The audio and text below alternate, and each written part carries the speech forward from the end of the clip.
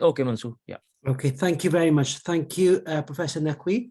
It is actually with extreme pleasure and delight to literally chair and co-chair this webinar today. As you're all aware, we have been doing this since 2018 and carried it on during the pandemic. And this is just actually a platform for us, for me and Professor Naqvi, to share and ask colleagues and professors and lecturers to actually come and impart their teaching and education to all of us. So I have immense pleasure to invite my colleague, professor that I work with at Bradford Teaching Hospitals, Professor Saralaya. So I'll just give you a bit of a biodata about Dinesh, who is currently a consultant respiratory physician, honorary senior lecturer at Bradford Teaching Hospitals NHS Foundation Trust, and director for the National NHR Patient Recruitment Centre, Bradford. Professor Saralaya has led the Severe Asthma Service Clinic in Bradford for many years. He's also a visiting professor at the Faculty of Life Sciences, University of Bradford. He's also been the Associate Director of Research at Bradford Institute for Health Research since 2014. Professor Saralaya is a National Clinical Lead for Industry for the Respiratory Disorders Specialty Group, NIHR, and Strategic Clinical Lead for Industry Research at the Yorkshire and Humble Clinical Research Network. Professor has led the Respiratory Clinical Trials Unit at BHR since its inception in 2009, holding important various positions within the Institute. He's also actually led the trials in Bradford during the COVID pandemic and has successfully been the principal investigator for many trials. He's also actually been awarded the Principal Investigator Award for the UK for his delivery into the commercial respiratory research portfolio by NIHR. Professor, as I said, during the 2020, Dinesh was appointed as Director for NIHR Patient Recruitment Centre in Bradford. This is one of the 5 centres in England focusing on recruiting into large phase 2 and 4 commercial clinical trials. He's an international key opinion leader in the design and conduct of phase 2 and 3 severe asthma and COPD trials across the world. Professor, I can go on, and this is such an impressive CV that you have, but just keeping the time in my mind, I just want to kind of actually invite you and ask you to sort of enlighten us about asthma and the newer therapies in severe asthma treatment. So the podium is yours, Professor, and here you go. Thank you. Thank you, Mansoor, and thank you for your very kind introduction. So what I thought when Dr. Ali asked me what I would speak, I thought we could speak on the COVID trials, but the full data of many of these trials are still not ready as yet, and we've got to learn from it for future pandemics. So I thought maybe in future I may give you a talk on that.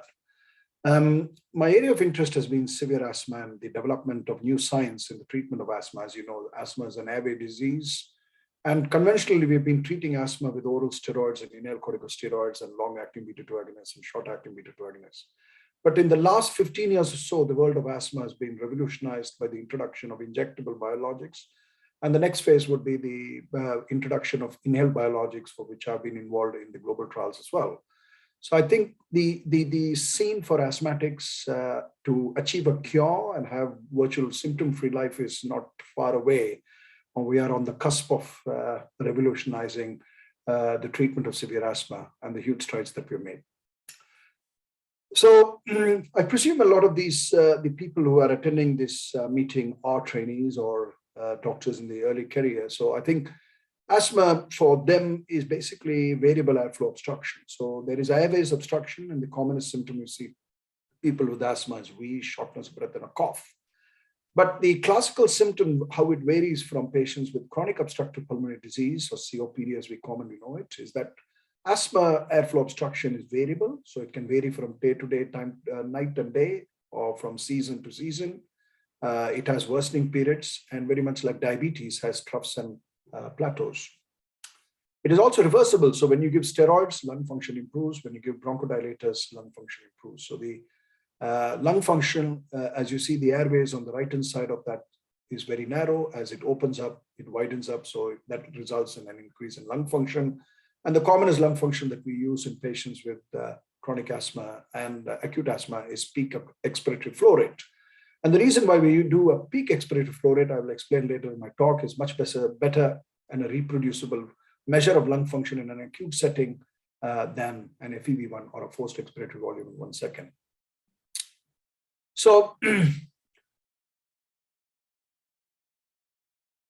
asthma is a huge problem. I think asthma prevalence has increased worldwide. It's not only a problem in the Western world, it's a problem in the developing economies as well, but both due to combination of various crowded housing or air quality. It's also common in very agricultural populations because of the huge incidence of aerosol generating food particles. And what you have seen in most developing and in the developed world is that there's been an exponential rise in the number of asthmatics presenting to the acute admissions in hospitals and the front door of hospitals, including casualty and accident and emergency. In the UK, we still lose about 1,000 patients with asthma every year. And in 2014, the death was about 1,100, and it's hovered around that. And despite the various interventions, we still lose patients with asthma. So asthma control in UK as well as in Europe and in the Western world is suboptimal. So if somebody tells you that asthma is well controlled, you may want to quote a statistic that between 80 to 95% of asthmatics are poorly controlled. You achieve what is called guideline defined control only in about 5 to 10% of asthmatics. So most asthmatics are poorly controlled, and that is due to a variety of factors which I'll highlight in my talk. So in the UK, an asthmatic dies every 4 hours, and this is quite a stark statistic. And in Bradford itself, we lose about 2 to 3 patients with asthma every year, with a population of just over 500,000. So it's still a disease that kills, and it's something that we should be always worried about. So asthma is characterized by airway narrowing. There is hypertrophy of the smooth muscles. There is subintimal fibrosis. There is mucus gland hyperplasia leading to mucus impaction. So the commonest symptoms patients with asthma will complain is a very tight chest, a band across their chest, and they're not able to expire their air out. So the commonest symptom they describe is difficulty in emptying their lungs. And that happens very suddenly. If you give them steroids or a nebulizer or nebulized bronchodilators or inhaled bronchodilators, they often reverse. But a small proportion of asthmatics over a period of time develop airway remodeling. They don't respond to bronchodilators as some of your acute asthmatics would do. So the hallmark of asthma is 4 cardinal symptoms, namely coughing. So they often produce a dry or a productive cough. They often wheeze mostly at night, and in the mornings, they're short of breath on exertion because they lose their lung capacity, and they complain of this chest tightness. All these symptoms are variable and reversible, so they can vary in various times of the day, and they reverse in response to treatment.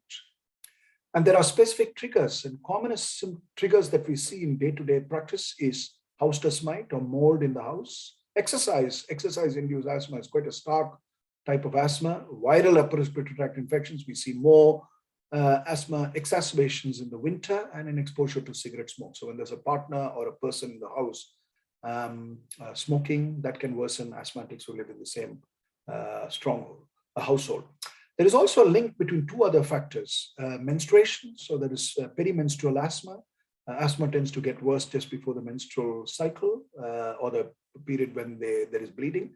And there is also association with strong emotional expression. So when there is depression or anxiety or family trauma, you see a lot of patients. And that can be also attributed that when you're going through a lot of emotional expression or stress, you may forget to take some of your asthma treatment.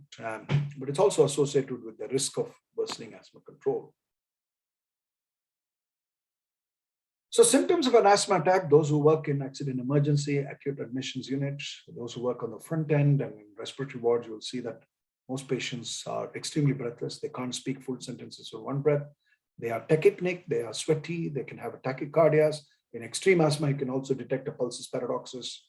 And more importantly, there are 3 or 4 cardinal symptoms of a severe asthma attack. One is inability to speak full sentences in one breath, a silent chest, pulsus paradoxus, which is sometimes hard to measure in clinical practice, and dynamic hyperinflation or a paucity of vascular markings on a chest X-ray. And always remember, in acute asthmatics, when you do the chest X-ray, the most important thing you need to rule out is the presence of a pneumothorax. So a lot of patients who present with acute asthma are also at risk of developing pneumothorax because they may have subpleural blebs or underlying bullae if there is a history of cigarette smoking, and always be wary to look at the X-ray very closely to make sure that they don't have a small pneumothorax which aggravates their breathlessness. So asthma is not a homogeneous disease, though I grew up in a generation where I thought there was only a few treatments for asthma. One was oral steroids, inhaled corticosteroids, and then beta-2 agonists, either long-acting or short-acting. And when they got worse, we used to give them triamcinolone injections, which helped them to keep the symptoms at bay for about 3 months. So in about the mid-90s and the early 2000s, there was a crying need for newer developments in asthma, by which time we were actually looking at people like the rheumatologists who had developed a lot of biologics to treat rheumatoid arthritis, psoriatic arthropathy. And we started exploring biologic pathways within the airways, which could also be targeted by potential biologic therapeutic agents. So in the early 2000s, in about 2003, we identified that the IgE was quite a potential target in patients with asthma, and we developed a monoclonal antibody first in 2005, and then we targeted the eosinophil, and now we've got plenty of biologics to target these two pathways. We are now working to look at the heterogeneous pathways where there is viral or non-eosinophilic phenotypes, as I'll explain as well. So the world of asthma is quite exciting. So if you look at adult versus childhood asthma, childhood onset asthma is predominantly atopic. It's often driven by an eosinophil, which is also called a T helper cell. And also always some asthma experts or respiratory physicians you may work with may use the word T2 high asthma. So T2 high asthma is basically asthma which has got high eosinophils. They're usually allergic, they're early onset, they have exercise-induced symptoms, and they can also be associated with aspirin sensitization. T2 low asthma or non-eosinophilic asthma occurs in rather obese people, predominantly females. They are smoking and induced by viral infections. They don't manifest atopy, and they're not very amenable to steroids as the T2 high asthmas would be. So just to give you, just to reiterate that, there are two main types of asthma in the asthma world. One is called T2 high asthma, which is usually early onset or eosinophilic driven asthma. There may be also high serum Ig, and the non-T2 high asthma is predominantly driven by other pathways other than the eosinophil. So these are the two pathways. So you get eosinophil activation predominantly by allergens and viruses, and they produce these small chemokines. And what I like to focus today is 2 or 3 chemokines in my talk today, and these are called interleukins. So just like you have rheumatoid factor, anti-nuclear antibodies, ANCA, and complement levels you do in autoimmune disease, in asthma, we're now beginning to identify these chemokines, but unfortunately, they're not measurable. So they don't have an assay. So you can't request a blood test to measure an anti-IL-5 level or an anti-IL-4 or an anti-IL-5 level. So, but we have indirect markers, because when there is high anti-IL-4, 13 or IL-5, there is usually a significant increase in the eosinophil, and there is some degree in airway remodeling leading to impaired lung function. When there is bacteria and other pollutants which trigger, you get a non-eosinophilic or a neutrophil activation through an IL-17 pathway, and again, this is not measurable. So interleukins are short-acting, very short chemokines, which are usually produced by the airway epithelium, by the just below the airway epithelium, by the interaction of the allergen at the surface of the respiratory mucosa. These are then bloodborne, and they cause bone marrow activation to pour eosinophils in the circulation, which then sequestrate into the lungs, and likewise the neutrophils. So in asthma, you can divide in T2 high asthma, the chemokines which are involved are anti-IL-4, 13, and IL-5. And in non-T2 high asthma, there are 2 chemokines, namely IL-33 and IL-17. And we are in the process, we have indirect biomarkers to measure them, but we can't actually measure these chemokines. So please don't go away from this talk saying that I can request an IL level. They are very short acting and they're difficult to measure. So if you have very high IL-5, IL-4, 13 in your blood, you're likely to have early onset asthma, eosinophilia. So the indirect measure of high IL-4, 13, and 5 is a very high blood eosinophil. And I'll say we've got another biomarker called exhaled nitric oxide, which I'll demonstrate later on my slide. We can measure it in the breadth of our airways, and it's standard practice in our asthma clinics to measure blood eosinophilia and the airway exhaled nitric oxide by a breath test. Unfortunately, when you have T2 low asthma and the non-eosinophilic asthma, there is no test. That is invariably frustrating. So about many people ask me this question: what percentage of asthma is T2 high and what percentage is T2 low? The opinion is divided. Some experts will tell you it's 50-50. In my own opinion, it's between 60-40 or 70-30. T2 high being more common, thankfully, than T2 low. And currently, clinicians like myself who are involved in asthma research are focusing very much on the T2 low pathway to look at biologics, and we may have some exciting news in the next year where we have a biologic looking at targeting non-eosinophilic or what is called T2 low asthma. So the world of asthma is bracing itself for this new biologic, which will be hopefully has got its European Medicines Agency's license in September, probably launched in the developed world and then in the developing world sometime in 2023. So a large proportion of asthma is related. Please don't go away from this talk thinking that asthma needs biologics. A large proportion of asthma can be controlled with inhaler therapy. And a vast proportion of our asthmatics, something like 80% of them, can be measured with good adherence to therapy, optimizing the inhaler therapy, checking the technique, and a personalized treatment plan. Many of them do not need to go to these advanced therapies, but there is a small proportion of them which need them. So how do you control, what makes you think that these patients may have poor control? So I often ask my patients 3 symptoms. If they have those 3 symptoms, I begin to worry about them. If they're waking up at night from their asthma despite full compliance to treatment, if they have interference with their daily living activities, and they're using the reliever or salbutamol very frequently, that's usually a bad sign in asthma. And if whenever you see an acute asthmatic on your wards, when they get admitted through A&E, if you ask them the 3 questions, were you using a reliever very frequently in the days preceding the admission? Have you been waking up at night? And I can tell you 99.9% those symptoms will be there. So it's very unusual for an asthmatic to have no symptoms and then suddenly be present to A&E. So it's important to realize that. So asthma exacerbations are very common. There is this famous saying that an asthmatic will experience at least 1 exacerbation if they don't adhere to therapy regularly. And in their lifetime, if they're not careful, they could have a hospitalization from their asthma. And the exacerbation of the asthma take place, you can see from the right-hand side, the graph there. The onset of the exacerbation the exposure to the allergen can occur between -14 to 0 days, and then the exacerbation usually takes between 1 to 6 days for it to manifest, and then it dies down. And the common symptoms of the exacerbation are breathlessness, chest tightness, cough, and a wheeze with increased sputum production. And most of these patients take a long time to get better, and the more severe asthma is, the longer the exacerbation takes to get better. So I would like to here talk about the T2 high and the T2 low asthma, the way they behave. So if you have T2 high asthma, you are likely to have more severe asthma. You'll have blood eosinophilia, and I mentioned blood eosinophilia. So when you do a full blood count, the next time you look at a full blood count, eosinophilia is defined as a cell count greater than 300 cells per cubic millimeter.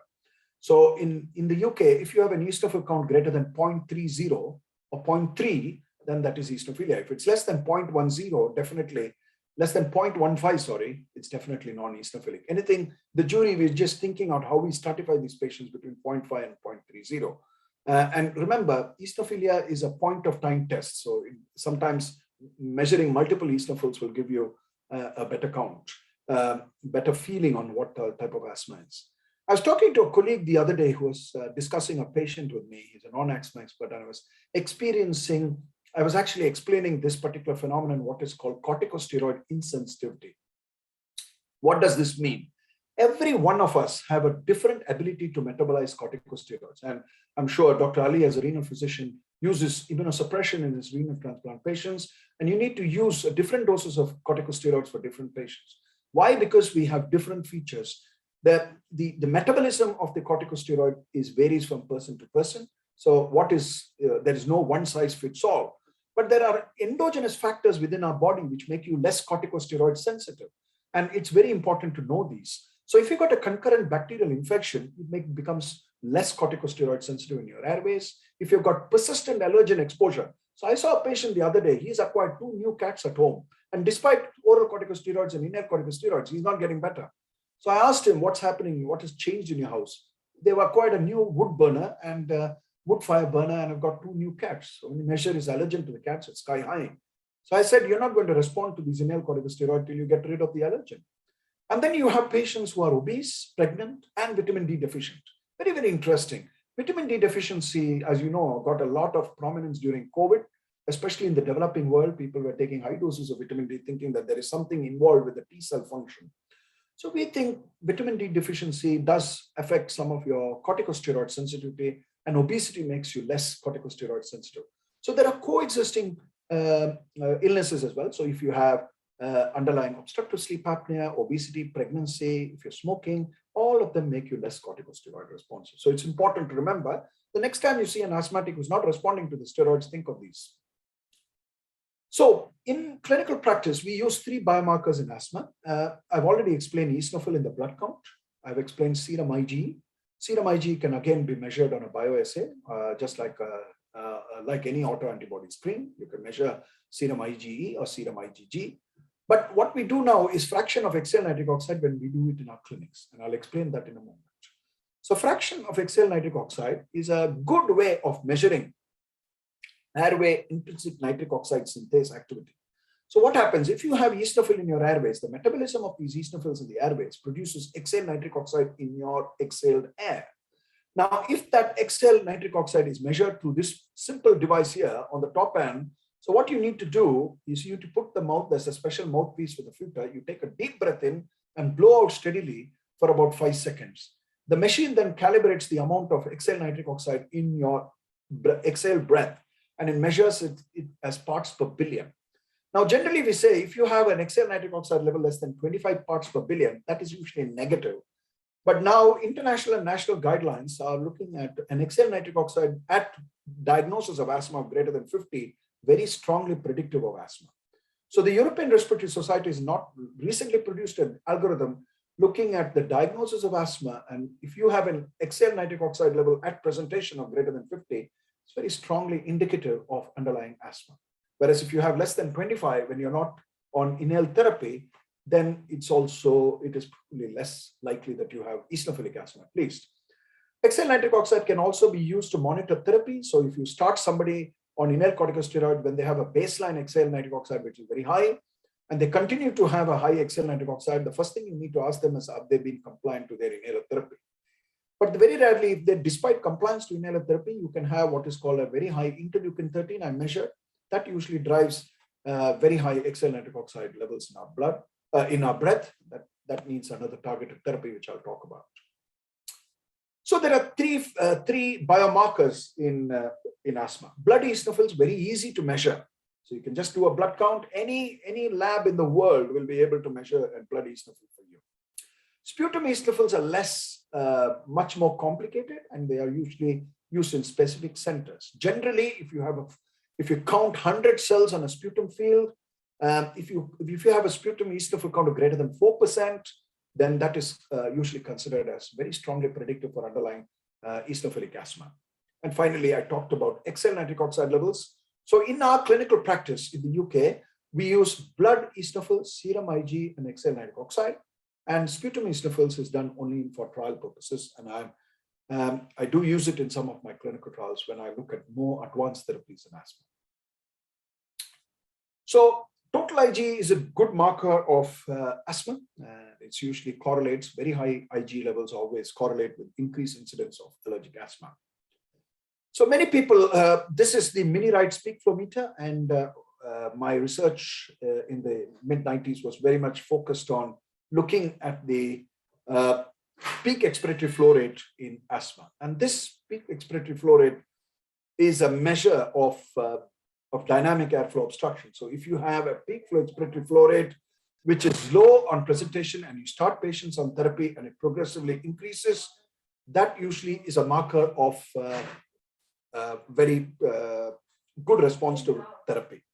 And then you have subjective questionnaires called the asthma control test. And this asthma control test is a 5-point questionnaire, which allows you to measure the degree of asthma control. More the score, the better the control. Less the score, the poorer the control. And these can be downloaded. The asthma control test can be easily downloaded on Google. And generally, patients with an asthma control less than 15 out of 25 is usually a bad sign. So whenever you diagnose asthma, it's very important, you get the diagnosis right. You look at comorbidities, you check the inhaler technique, and make sure patients are aware of what their implications of treatment are. You also address comorbidities, and it's very important to talk about exacerbations to these patients. And if they continue to have poor control therapy, you stepwise increase the management in their management of asthma. So this is the global initiative of asthma called the GINA guidelines. And one of the revolutions in the GINA guidelines is the introduction of an inhaled corticosteroid and a long-acting beta-2 agonist, namely Symbicort or Fospir inhalers. Certainly in the UK, in the world, Symbicort is quite a international brand, as and when needed. Inhaled corticosteroids for Motrol in asthma is now currently an employed technique. And then you go to regular inhaled corticosteroids, you step up the dose of the inhaled corticosteroids, and then you add long-acting antimuscarinic agents, and then oral corticosteroids. So the stepwise management of asthma should always, I always use the caveat, step back before you step up. So what do I mean by step back? If a patient is started on inhaler therapy, they're not very well controlled, go do the basics. A, is the patient taking the inhaler regularly? B, is the technique correct? C, is this the right inhaler for the patients? And this is what I measure in this slide. So as you know, there are various inhalers in the market. This is certainly some of the inhalers we have in the UK, but I'm sure these are available globally as well. And the important thing, the best technique in inhaler therapy, if you're using a metered dose inhaler or a dry powder inhaler, making sure that the right inhaler is selected for the right patient. Generally with metered dose inhalers, using a large volume spacer, it always improves the particle deposition.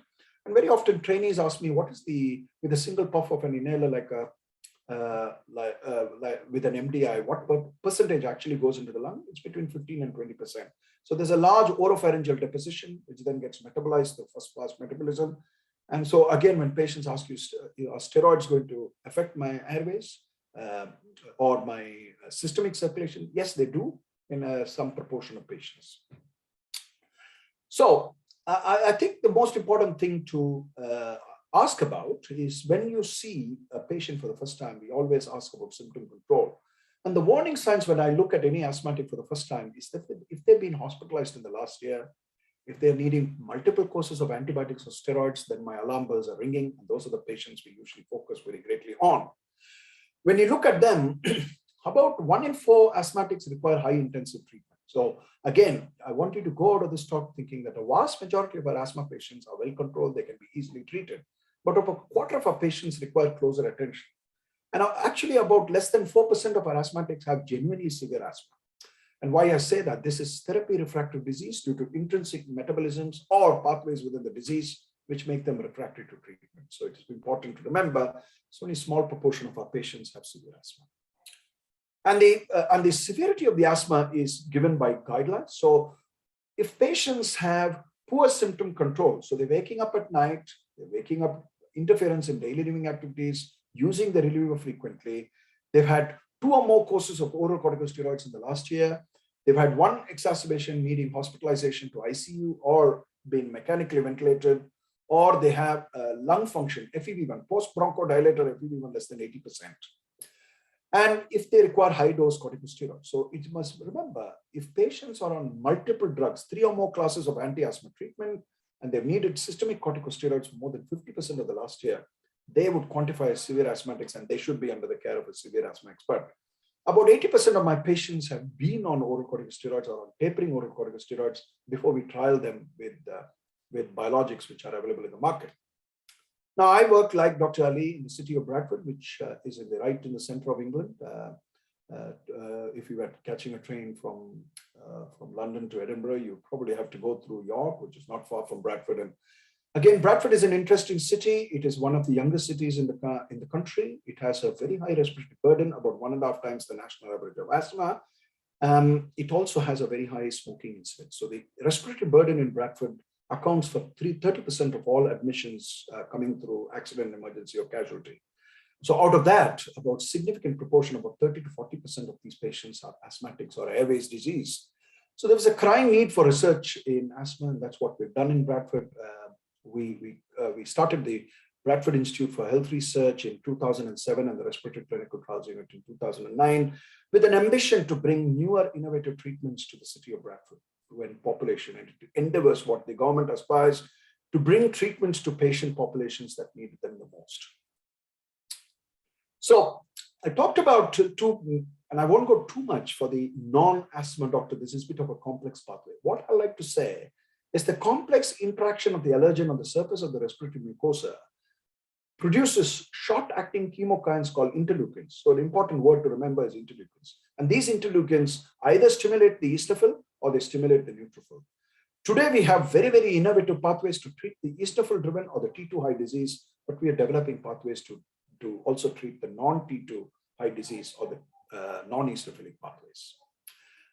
So the first biologic to come in the field of asthma, which I'd like to talk about, is this biologic called omalizumab. So omalizumab is known by the trade name of Xolair, which is now available globally. It's also available quite widely in the developing world. And it's been in the developed world for over 17 years. I used my first omalizumab patient in 2005. One of the first 5 in the country to receive omalizumab was in Bradford, and it was game-changing in that particular patient. Today, she's still my patient 17 years down the line, having not been hospitalized for the last at least 7 years. So these were game-changing. And then we started developing newer biologics on this side, left-hand side of the slide, and I'll go through each of them in a moment.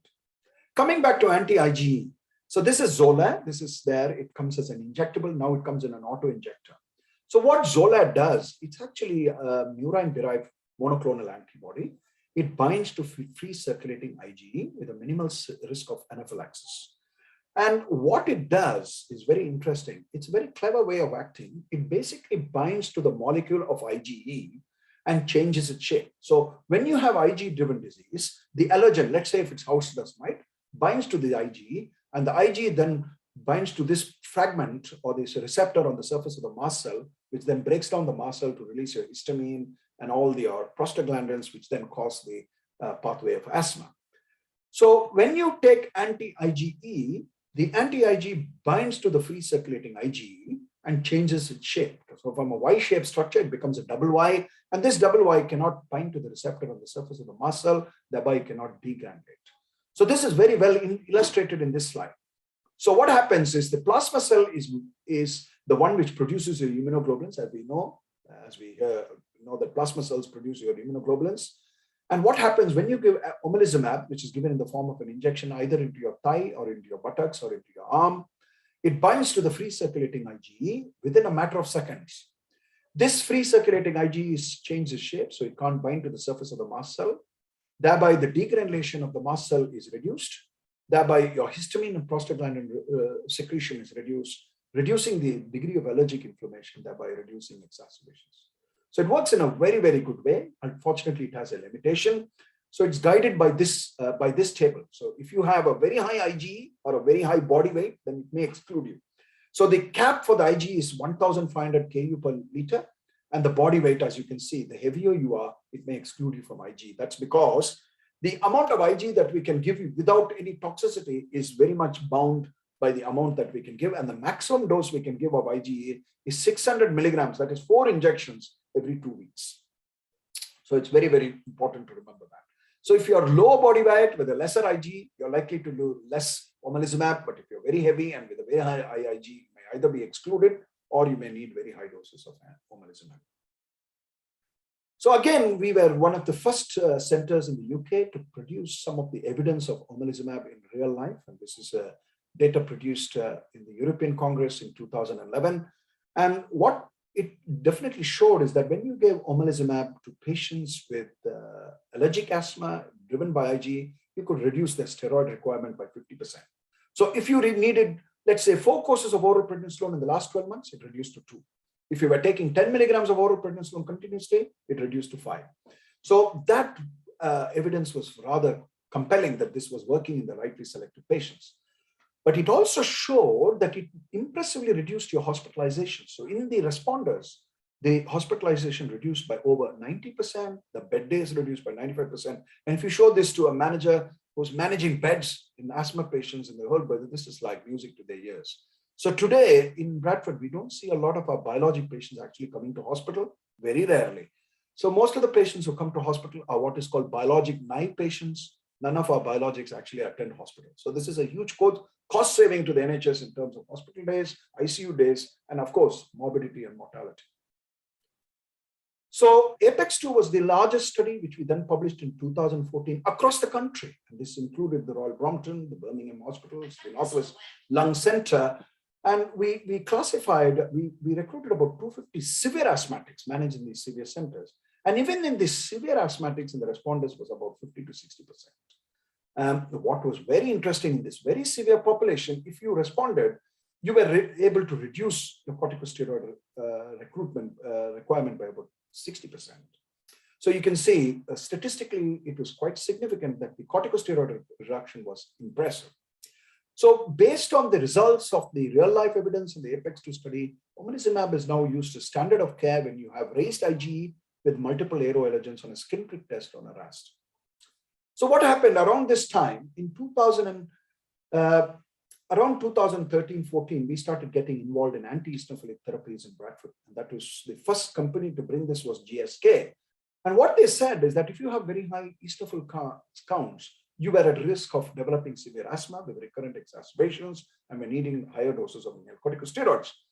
So they hypothesized that when you have very high eosinophil levels, indirectly there was a very high indication that you had very high interleukin-5 levels. Blocking interleukin-5 reduced the circulating eosinophil, thereby you reduce some of the T2-driven disease in patients.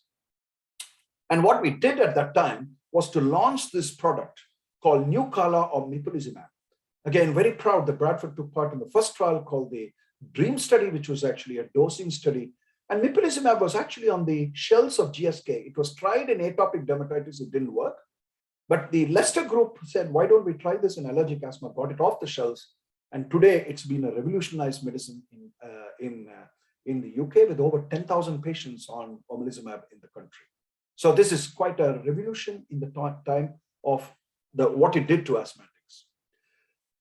So again, with anti-IL-5 therapy, you notice that there was quite a significant reduction in exacerbations, hospitalizations, as well as steroid requirement. So again, 50% reduction. And most of these biologics, I can broadly say, will reduce exacerbations by about 60%. In real life evidence, it can be high as 80%, but mean steroid requirement reduced by about 50%. There are long-term studies looking at mepolizumab. At the moment, mepolizumab is not licensed for patients who become pregnant. So I had an asthmatic the other day who's now 24 weeks pregnant. We would stop the mepolizumab and we will not introduce biologics. But omalizumab is safe in pregnancy and has had registry data showing that it can be safe if it can be continued, but we do not initiate, important take-home message, we do not initiate any anti-asthmatic biologic in patients who are newly pregnant.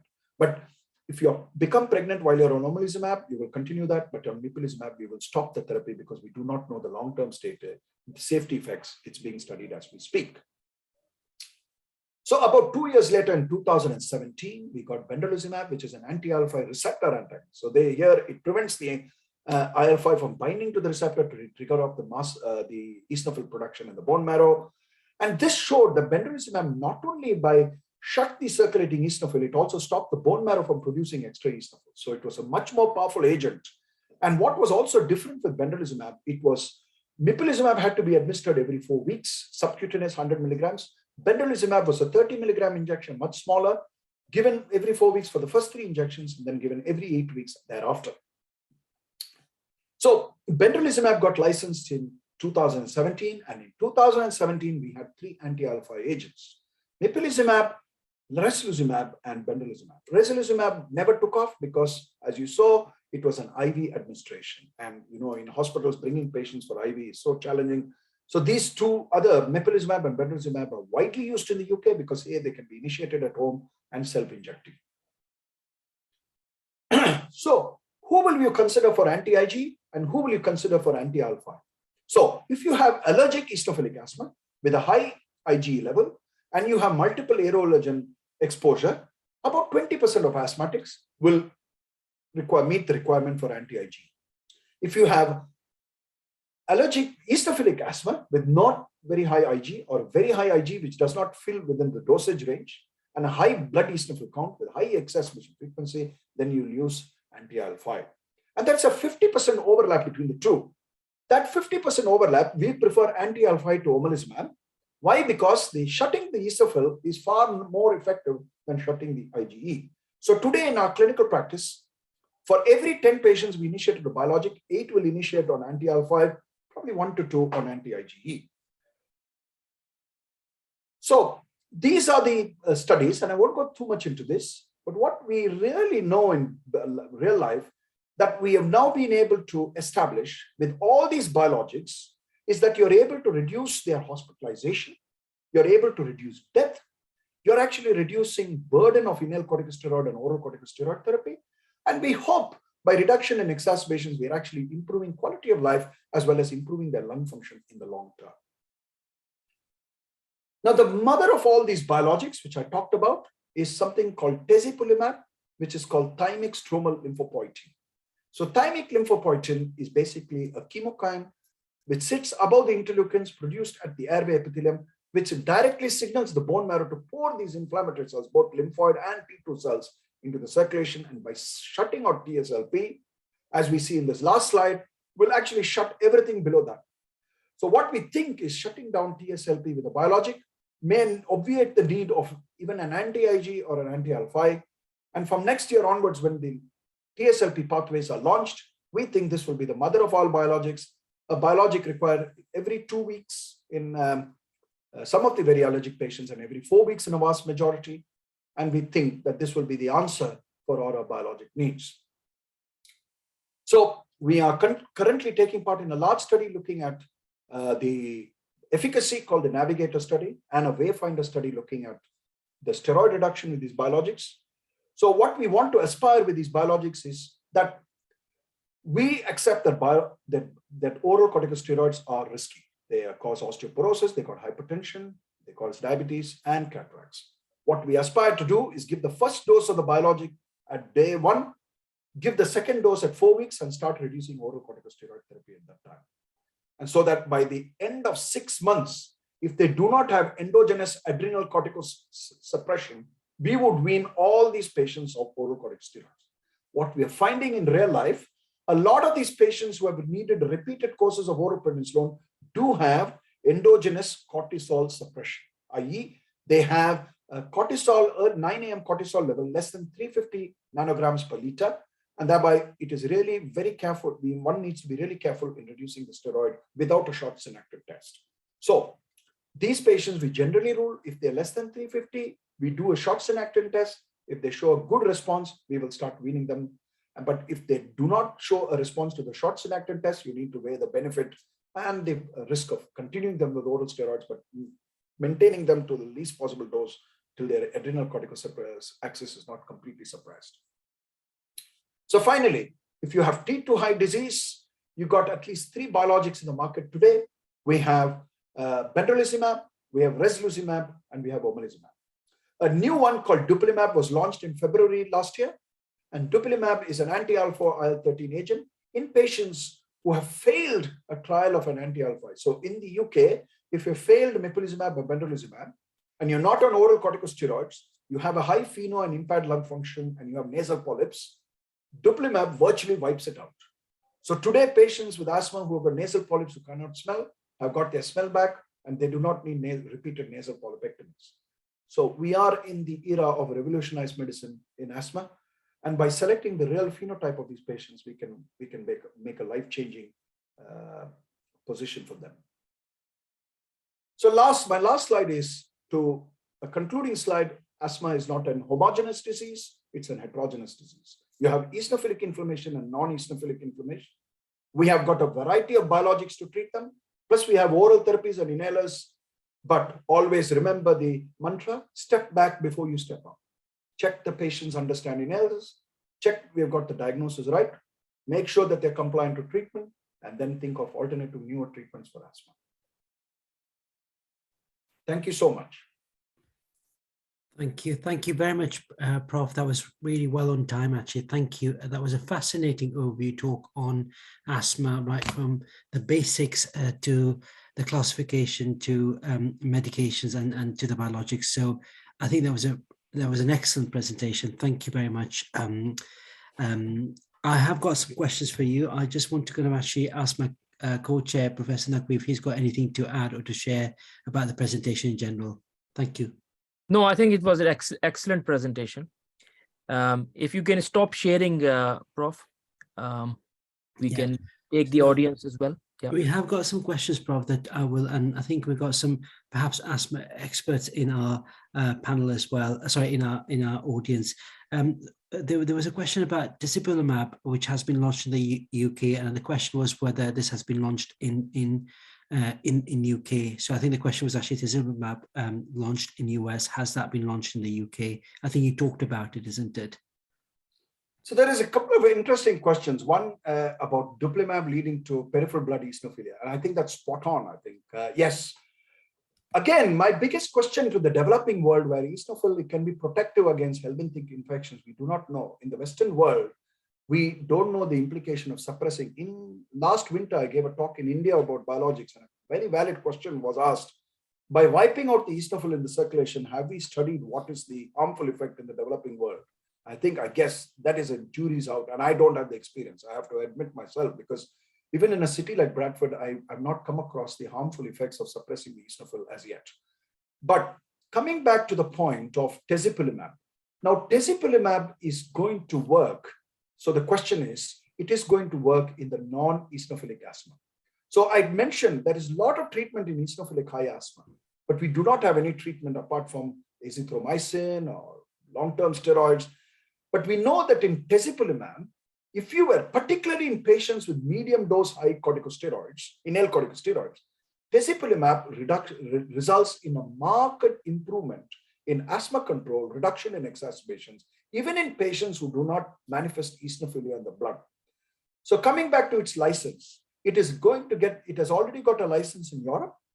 In the UK, it's got the MHRA license, and it needs to, in the UK, we do what is called as a NICE technological appraisal to see whether it's cost effective and which population it should target. And very often it's the NICE technological appraisal is followed by the FDA, and it then drives where it will be prescribed. So that, in my opinion, will probably come around April, May next year, 2023, by which time we will have tezepelumab in the market.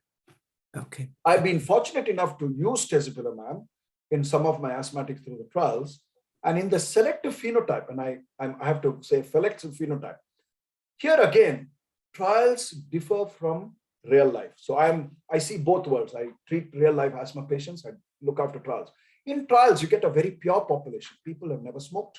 They have a good diagnosis of asthma. We check compliance. But in the real world, we don't know all that, because people don't take, they smoke, they don't use their inhalers.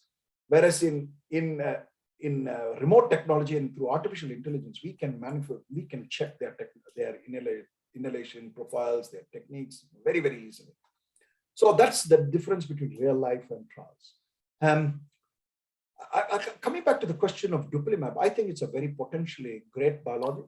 I have a personal experience. Those who have read about dupilumab, there was a landmark study called Traverse and Sinus 24, and I took part in both those studies.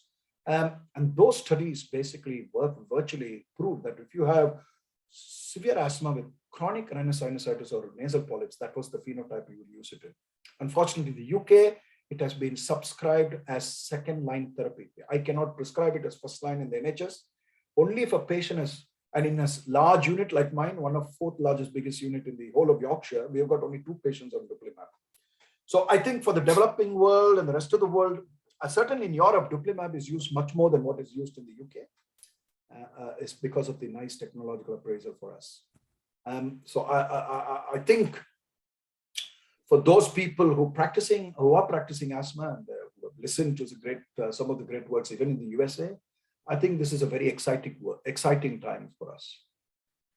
Thank you very much. That's a very comprehensive answer, Prof.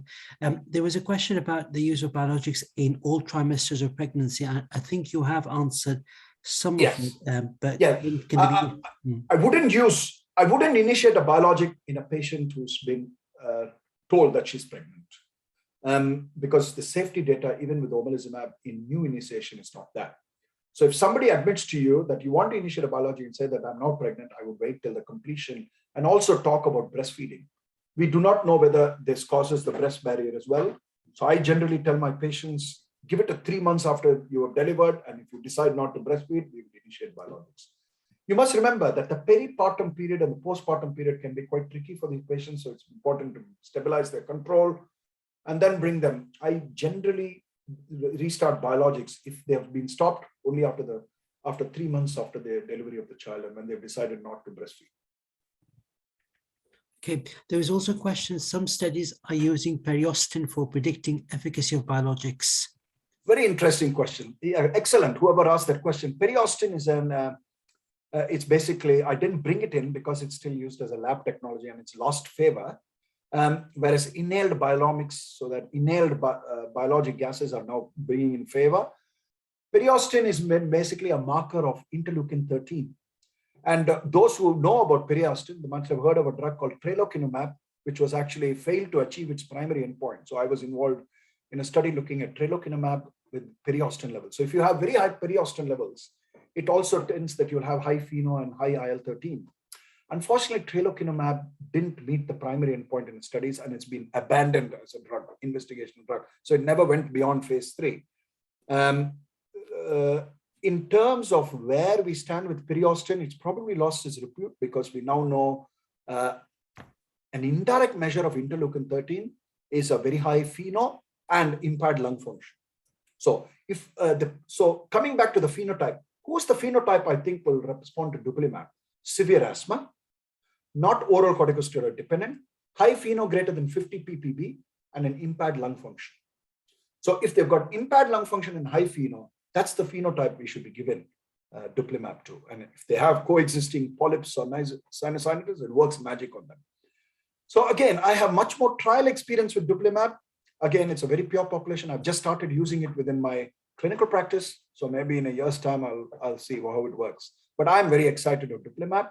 But I think once tezepelumab is launched in the market, I think this will take over most of these. And of course, just to let you know, there are longer acting versions of these biologics being in the study pipeline. So at the moment, biologics are given every 4 weeks or 8 weeks. We may come to a world where a biologic is given twice a year. Imagine that. That would be game changing for our patients. So again, I can't divulge much more information, but I think we are heading in that direction. Indeed, that will be a game changing for our patients. An interesting question from Dr. Tariq, who asked potential side effects of biologic agents. And it's a very generic question because each biologic would actually have its own side effects. I use some biologic for my patients, but could you concise your answer in terms of actually what significant side effects? It's mostly local, really. I think most of the biologics, they get local reactions, so it can be painful. Headache is a common symptom that we usually ask them to hydrate well, especially for the first 3 days of the biologic. Headache is quite a common symptom. And I think one of the things that we see in a lot of biologic patients is steroid withdrawal. So once they respond to steroid, I'm sure you see this in your renal patients, Mansoor. So when we try and wean the steroid, they develop arthritic symptoms. Mm-hmm. So I always tell these patients, you probably had an indolent arthritis, which was suppressed by your high-dose steroid. And we take you off the steroid. So I've got so many patients with arthralgia. And the other thing to remember is over a period of time, we also diagnose a lot of vitamin D deficiency in these patients. Mm. So I think the side effects of biologics are more or less local. Systemic side effects are rare, and they are often related, partly some of them due to steroid withdrawal. Do you think we'll see, we're talking about side effects, because obviously Ash uses a lot of steroids for patients for nephritic syndromes, and I really kind of actually want to move away from steroids or start using the steroid-sparing agent as soon as possible. Do you think there'll be a time where actually steroids will not be used in long-term management of asthma? Do you think, can you see that happening in your time, in the next 10, 15 years or so? Excellent question, Mansoor. I think we should aspire to that, but unfortunately our buyers, the people who commission our services put that, like for example, in rheumatoid arthritis, you can't use a biologic without methotrexate, right? So in asthma, without a trial of corticosteroids, it's very unusual to convince a buyer or a commissioner to use a biologic. I think we should really aspire, but most of the trials, again, the trials have targeted a population who have needed 2 or more courses of oral corticosteroids in the last 12 months or are on prednisolone. But the ambition of these trials is to wean the patients off. Of course, in that population, if you see as the evidence that I presented, the steroid reduction is between 50 and 60%. So I think, yeah, a steroid-free world is an ambition rather than, may I call it a dream. I think it will probably come as we refine our technology. Okay. Naseem, there's actually a question from a colleague, Dr. Habib Akbani. Is it possible for you to unmute him, please? Habib, yeah. Yes, please. Habib, would you like to ask a question? Yeah. Hello, Saralaya. Thank you very much for an excellent talk. Two quick questions. You talked about side effects of biologics. Now, do biologics makes patient immunosuppressed? And the other question is, if they make patient immunosuppressed, are these patients more at risk of getting COVID infection? Because in our transplant patient, we don't see COVID as much as we see in general population. That's my experience. So do biologics make any difference to patients' immunity and the risk of COVID infection? Thank you. Thanks, Habib. So they're suppressing the eosinophil. So they don't actually suppress the neutrophil count. So they've still got a viable neutrophil. So most of these patients, when you do a full blood count, they don't have agranulocytosis, just the eosinophil count is 0.00. Some of them will continue to have an eosinophil count, but it's a dysfunctional eosinophil. But they are not immunosuppressed. During COVID, quite contrary, none of our biologic patients actually came in with severe COVID. So there were alternate pathways, which was actually protecting these patients, which are poorly understood through the Th2 pathways. And I also believe a lot of our asthmatics who are biologics were on inhaled corticosteroids. As you know, inhaled budesonide was used in the study called the Principal study.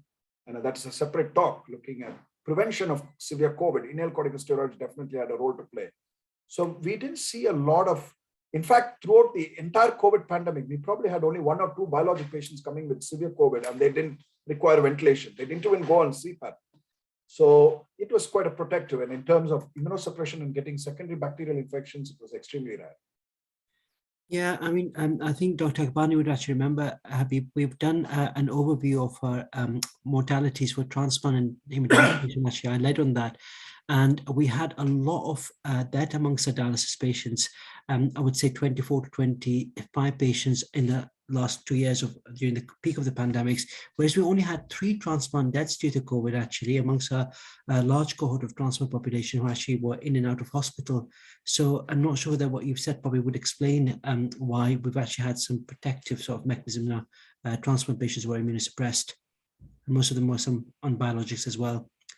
Thank you. I think that literally actually leads us to one last question before the end of the session. There's a question from Dr. Rai, Rabil Rai, who asks, what if patient having failure to steroids? So the question was, what would you if a patient's actually having failure to steroids? I'm sure you probably have given the answer. It is to try the biologics. So remember that we've got a global audience, so there are people who actually may not have access to biologics. What should they do? So in terms of failure to steroids, you have very little options really. So we have used in the past methotrexate as a steroid sparing agent, but the risks outweigh the benefits. So in the new world, beyond steroids, we need to be thinking of biologics. There is no other alternative as we speak. So in non-eosinophilic asthmatics, you may consider thinking of azithromycin as a macrolide if they're not sensitive to a macrolide, using it 3 times a week. There was a study called the AMAZES study from Australia, showed good reduction in exacerbations, both with eosinophilic and non-eosinophilic asthma. But very often also looking for underlying bacterial infections as a trigger for their asthma and making sure they don't have underlying bronchiectasis and other coexisting conditions which could be worsening their asthma or persistent allergen exposure. So in the absence of access to biologics, then it's about getting your basics right and making sure that you have explored the other options. And I think steroid reduction, as I've explained to you, there is a steroid-resistant endotype. Some of them may not respond to as good to the steroids as other asthmatics would do. So I think in those, biologics seem to be the answer. But I think so you're coming back to your question, in the developing world, there will be biosimilars coming, just like we have in rheumatology for these conditions. Certainly there will be a biosimilar for omalizumab. The patents is running out, I think, in the next year or 2. So it will probably come as a biosimilar, and they will accelerate their biosimilars in the next few years. I mean, I want to kind of actually stop, but I think Dr. Rai, and Dr. Tariq have actually asked a similar question that I wanted to ask Professor Saralaya. What are the roles of biologics in acute exacerbation of asthma? Do we still have to use steroids? I think this was a very ambitious study to do, and I was involved in the feasibility of an anti-IL-33 in acute exacerbations of asthma, but it was felt that we don't have the data in chronic asthma as yet to launch such a trial. It's also, as you know, Mansoor, it's very challenging to do these trials in hospital because the study drug has to be administered in A&E. As you will know in your field as well, any acute intervention will have to come when they first come to hospital. Sure. So those trials are difficult to recruit. I think we have used in the past Montelukast for those trials, but it's really not used. But biologics in acute exacerbations, we are a long way off. Certainly, I have not come across any study which has been designed to do that, because I look at the overview of all the studies globally, But I think there was one study mooted, certainly in COPD and in asthma, but we found that it was extremely challenging and it was shelved. I think Dr. Zia has actually mentioned if no access to biologics, azithromycin 500 milligram 3 times per week is recommended in symptomatic patients despite ICS or LABA. Yeah, that's the one I talked about. I told about azithromycin is the only option. Particularly, it works both in eosinophilic and non-eosinophilic asthmatics. But the usual caveat, make sure that you don't have atypical mycobacteria, you don't have underlying bronchiectasis, and you've done a baseline ECG to look at the QTC. And I've got a few patients on azithromycin. It's a very selective phenotype, and it does work in a selective group of patients. No, thank you very much. Thanks, Prof. And I think we come to the end of a session. There's still lots of questions coming in, but I think we just have to call it a day. I think it was one of the most successful sessions that we've had. Thank you very much, Prof. And I'm really privileged to have you as a presenter and Dr. Akbani, one of my senior colleagues in the audience. So thank you very much. Professor Exceptionally informative session. We have got some feedback. Exceptionally informative. Very good. Indeed, indeed. Yeah. Thank you very much. Thank you. So just for the audience, we are going to be back in November. Professor Naqvi and myself will send some dates and we'll let you know. We're just going to be talking with the presenters for the future sessions. So thank you very much. Thanks to everyone. Thank you very much. Thank you, everyone. Good evening. Thank you. Bye-bye.